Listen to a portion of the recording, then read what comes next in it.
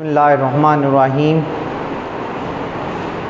Dear viewers, आज हम discuss करेंगे ज्योमेट्रिकल आइसोमेरिज्म, जो कि दूसरी टाइप है किसकी, that is called as isomerism. Isomerism के अंदर हमने दो टाइप पढ़ी हैं, एक है स्ट्रक्चरल आइसोमेरिज्म और जो दूसरी टाइप है that is called as geometrical isomerism. बेटा ज्योमेट्रिकल आइसोमेरिज्म जो है ये आइसोमेरिज्म की, इसको हम सिस एंड ट्रांस आइसोमेरिज्म भी बोलते हैं। बेटा ऐसे आइसोमर्स जिनका स्ट्रक्चरल फार्मूला तो एक जैसा होता है, जैसा कि आपको सामने नज़र आ रहा होगा कि आपके पास कुछ दो मॉलिक्यूल हैं जिनका स्ट्रक्चरल फार्मूला, जैसा कि ये 2-ब्यूटीन है, जिनका स्ट्रक्चरल फार्मूला तो एक जैसा है, लेकिन इनके अंदर क्या है, identical groups. Identical groups mean इनमें हाइड्रोजन की पोजीशन डिफरेंट है। फॉर एग्ज़ाम्पल आपके पास एक साइड पे एक हाइड्रोजन नीचे है, दूसरी साइड पे भी नीचे है, सेम साइड पे हैं, इधर आइडेंटिकल ग्रुप्स अपोजिट साइड पर चले गए हैं। तो ऐसे आइसोमर्स जिनका मॉलिक्यूलर फार्मूला सेम है, स्ट्रक्चरल फार्मूला भी सेम है, लेकिन बेसिकली वो उनमें क्या डिफरेंस आ जाता है, दे show different position of identical groups in space. उनके अंदर आइडेंटिकल ग्रुप्स की पोजीशन बदलती है। जैसा कि हमने पहले देखा सिस और ट्रांस आइसोमर्स प्रोड्यूस होते हैं। तो बेटा सिस और ट्रांस बनाने के लिए कंडीशंस क्या क्या रिक्वायर्ड होती हैं। नंबर 1, सिस और ट्रांस बनाने के लिए जो सबसे पहली कंडीशन है, कार्बन कार्बन में डबल बॉन्ड होना चाहिए, सिंगल और ट्रिपल बॉन्ड नहीं। कार्बन कार्बन में कौन सा बॉन्ड होना चाहिए, that must have double bond.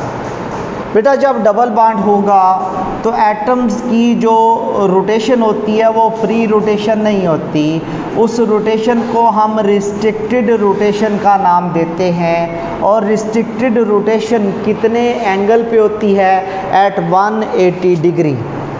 And third और सबसे इम्पॉर्टेंट कंडीशन ये है, सबसे इम्पॉर्टेंट कंडीशन बेटा ये है कि वो वाले ग्रुप्स जो कि कार्बन एटम के साथ लगे हों, दे मस्ट बी डिफरेंट। वो वाले ग्रुप्स जो कि कार्बन एटम के साथ लगे हों, they must be different. For example 2-बेंजीन में देखें कि दोनों कार्बन एटम जिनमें डबल बॉन्ड है, उनके साइडों वाले दोनों ग्रुप्स, वो वाले कार्बन एटम जिनमें डबल बॉन्ड है, उनके साइडों वाले दोनों ग्रुप दे आर डिफरेंट, ये अलग अलग होंगे। तो बेटा सबसे इम्पॉर्टेंट कंडीशन ही सिस ट्रांस आइसोमेरिज्म की यही है कि सिस और ट्रांस आइसोमेरिज्म के अंदर वो वाले ग्रुप्स जो कि कार्बन कार्बन डबल बॉन्ड में होंगे, दे मस्ट बी डिफरेंट। अब उसके बाद है थोड़ी सी हम इसकी डिटेल को डिस्कस करते हैं, और डिटेल में अगर हम पढ़ने लगें तो सबसे पहले हम डिफरेंस देखते हैं सिस और ट्रांस आइसोमेरिज्म में क्या डिफरेंस है। तो बेटा सिस आइसोमेरिज्म वो आइसोमेरिज्म है जिसमें आइडेंटिकल ग्रुप्स जो होते हैं वो सेम साइड पर होते हैं। जैसे ये हाइड्रोजन 2-पेंटीन का केस है, ये सेम साइड पर है, ये नहीं है कि ये दोनों इधर इधर हों, आमने सामने होने चाहिए, सेम साइड पर। और ये वाले दोनों ग्रुप आइडेंटिकल हैं, ये भी सेम साइड पर हैं। तो ये 2-ब्यूटीन की कौन सी फॉर्म बनती है, इसको हम बोलेंगे सिस फॉर्म। 2-ब्यूटीन इसको क्यों लिखा, नॉमेनक्लेचर में देखेंगे।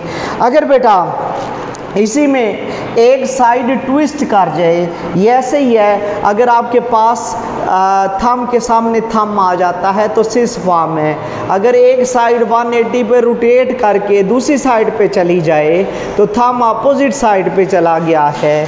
तो एक साइड 180 पे रोटेट कर गई है, ये मिथाइल नीचे से उठ के ऊपर चला गया है, तो कौन सी फॉर्म बन जाएगी, ट्रांस फॉर्म बन जाती है।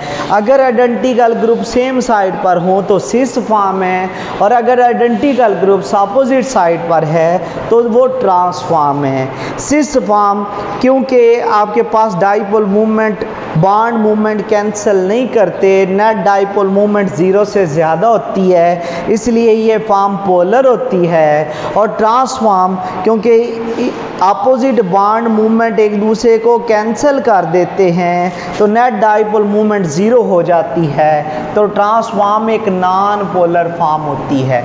अब बेटा हम देखते हैं अल्केन्स में कार्बन कार्बन में फ्री रोटेशन होती है। क्यों फ्री रोटेशन होती है? क्योंकि एटम फिक्स नहीं होते।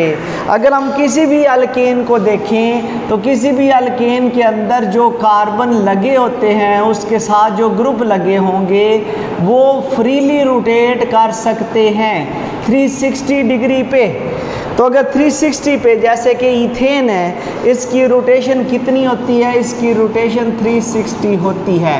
अगर 360 पे ये रोटेट कर जाएं तो इसका मतलब है इसमें सिस ट्रांस नहीं हो सकती।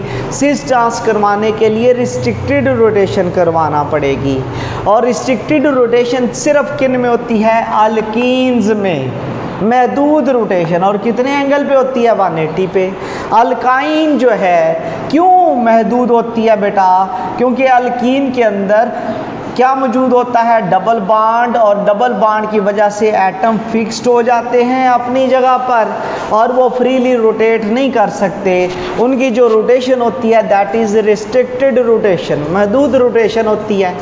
अल्काइन में भी सिस ट्रांस नहीं होता क्योंकि ट्रिपल बॉन्ड है, और ट्रिपल बॉन्ड को रोटेट करना पॉसिबल नहीं होता, इस वजह से वो सिस ट्रांस आइसोमर्स प्रोड्यूस नहीं करता।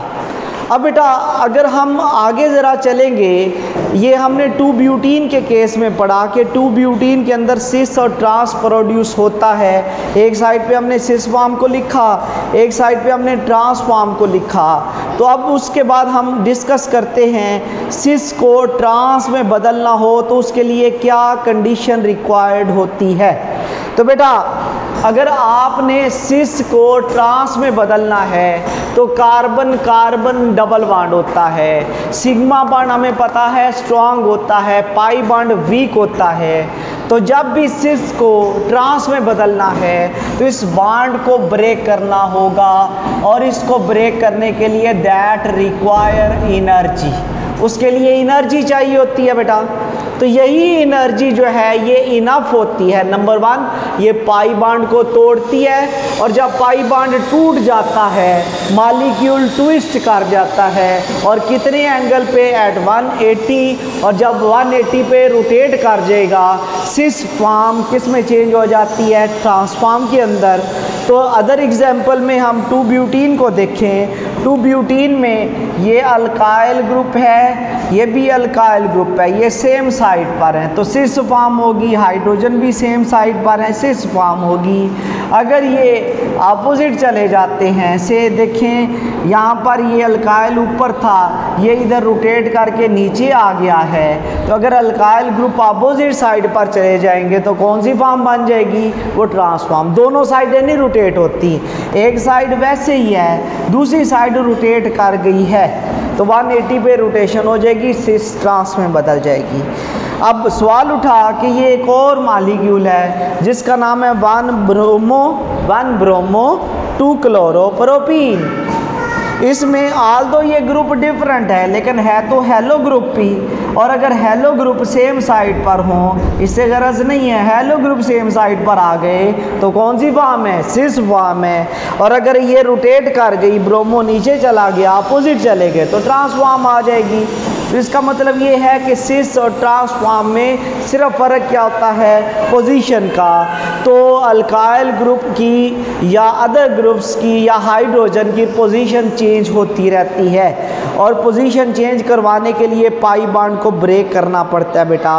और ब्रेक करने के लिए आपको पता है क्या चाहिए? दैट रिक्वायर एनर्जी, और वही एनर्जी पाई बॉन्ड को तोड़ती है और मॉलिक्यूल को ट्विस्ट कर देती है। बेटा कुछ इंपॉर्टेंट क्वेश्चंस हैं। Why there is free rotation around carbon carbon single bond but there is no free rotation around carbon carbon double bond. The next one ये हम ऑलरेडी डिस्कस कर चुके हैं, differentiate between cis form and trans form, बेटा ये भी हमने discuss कर लिया है। और तीसरा और इम्पॉर्टेंट बोर्ड का क्वेश्चन है 2 ब्यूटीन में सिस ट्रांस होता है और 1 ब्यूटीन में सिस और ट्रांस प्रोड्यूस नहीं होता, क्यों नहीं होता? तो बेटा हम एक साइड पे 1 ब्यूटीन का फार्मूला लिखते हैं, दूसरी साइड पे हम 2 ब्यूटीन का फार्मूला लिख देते हैं। 2 ब्यूटीन में क्योंकि ये ग्रुप जो हैं दे आर डिफरेंट, अगर ये ग्रुप डिफरेंट होंगे, ये 2 ब्यूटीन को मैंने लिखा, उसमें ये दोनों ग्रुप भी डिफरेंट हैं और ये दोनों ग्रुप भी डिफरेंट हैं, ठीक है। ये 2 ब्यूटीन है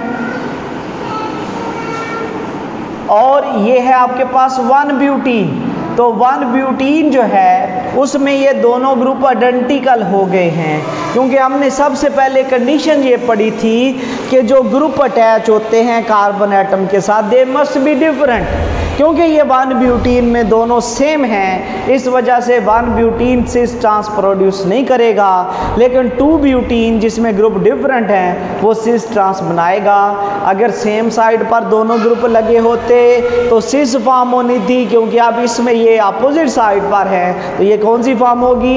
ये उसकी ट्रांसफॉर्म होगी। तो बेटा आज के लिए इतना ही, क्वेश्चन भी हमने पढ़ लिए और ये जो दूसरी टाइप थी आइसोमेरिज्म की वो भी हमने डिस्कस कर ली।